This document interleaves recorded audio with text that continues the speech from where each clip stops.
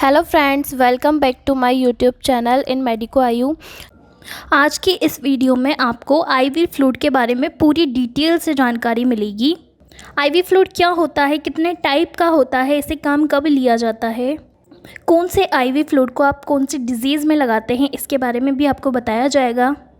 कौन सी बोतल में आप कौन सा इंजेक्शन डाइल्यूट करते हैं, तो बहुत सारी इम्पोर्टेंट नॉलेज मिलेगी आपको इस वीडियो से। तो प्लीज़ वीडियो को एंड तक ज़रूर देखें, और अगर अभी तक आपने चैनल को सब्सक्राइब नहीं किया है तो प्लीज़ से चैनल को सब्सक्राइब ज़रूर करें, वीडियो को लाइक ज़रूर करें।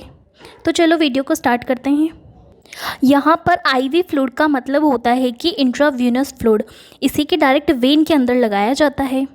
तो यह जानते हैं कि यह कितने टाइप का होता है। तो सबके पहले डीएनएस के बारे में हम बात करेंगे, डेक्सट्रोज नॉर्मल सलाइन जिसे बोला जाता है। सेकंड है यहाँ पर एनएस नॉर्मल सलाइन। थर्ड अगर हम बात करें तो RL ringers lactate solutions. Fourth की अगर हम यहाँ पर बात करें तो D5, D10 and D25 solution. And fifth की बात करें तो मैनिटोल सॉल्यूशन। आपको यहाँ पर इसके टाइप में देखने को मिलेंगे, आईवी फ्लूइड के जो टाइप मैंने आपको बताए हैं। सबके पहले हम यहाँ पर डीएनएस के बारे में जानेंगे कि डीएनएस क्या होता है, यानी कि डीएनएस डेक्सट्रोज नॉर्मल सलाइन इसे कहते हैं। अगर इसकी कंपोजिशन के बारे में बात करें तो इसमें कंपोजिशन आपको क्या क्या देखने को मिलेगा।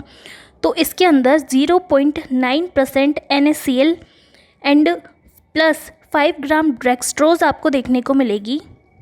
यह आपको 500 ml की बोतल में ये कंटेंट आपको देखने को मिलेंगे। अगर हम यहाँ पर बात करें इसके यूजेस की, तो जो डीएनएस होती है इसके यूज़ कहाँ कहाँ पर किए जाते हैं। जब आपको डिहाइड्रेशन रहता है, पानी की कमी रहती है, तो उस कंडीशन में डीएनएस का इस्तेमाल किया जाता है। To treat insulin shock, insulin के शॉक को ट्रीट करने के लिए भी इसे यूज़ में लेते हैं। एक्सीडेंटल कंडीशन में भी इसे यूज़ में लिया जाता है। अगर आपको ब्लड प्रेशर कम रहता है तो उसे बढ़ाने के लिए, उसे मेंटेन करने के लिए इसे यूज़ में लिया जाता है, और यह रोगी के स्वास्थ्य में सुधार लाता है। डीएनएस सॉल्यूशन किसी भी ट्रॉमा या चोट के बाद मरीज की डिहाइड्रेशन और इलेक्ट्रोलाइट डिसबैलेंस हो जाता है, असंतुलित हो जाता है, तो उसे संतुलन में लाने के लिए ये कार्य करता है।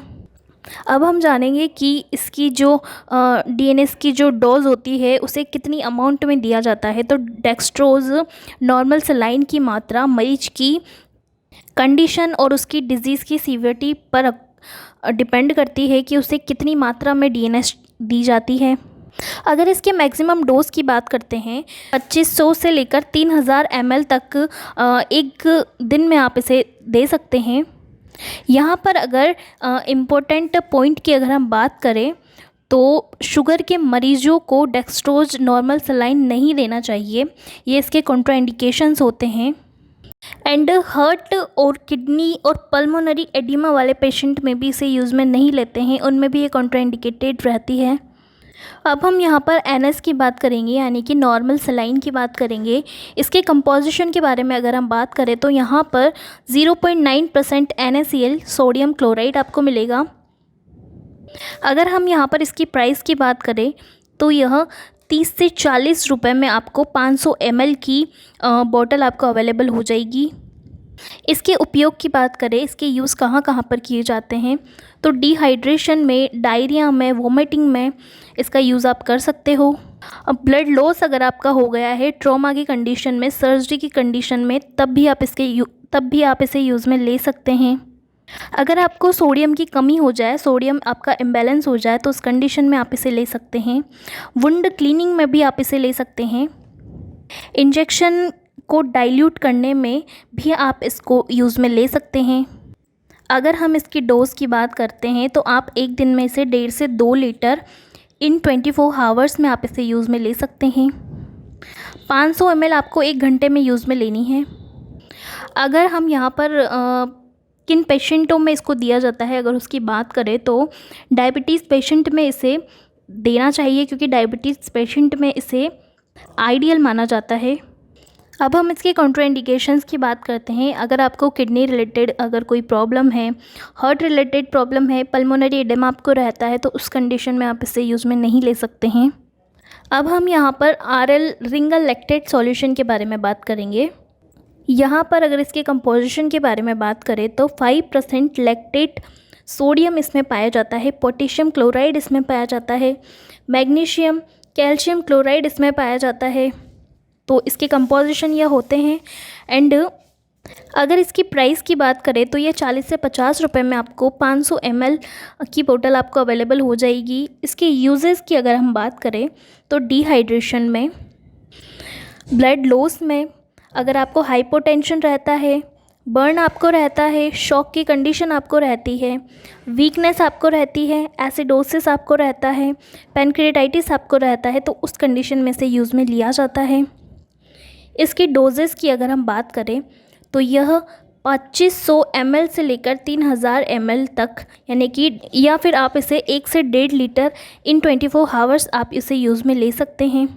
अगर हम इसके कॉन्ट्राइंडिकेशंस की बात करते हैं तो हाई बीपी में इसे यूज़ में नहीं लेते हैं, यानी कि हाइपरटेंशन में आप इसे बिल्कुल भी यूज़ में नहीं लें। लैक्टेट इंटॉलरेंस अगर आपको रहती है तब भी इसे यूज़ में नहीं लें। 5, 10 एंड 15%।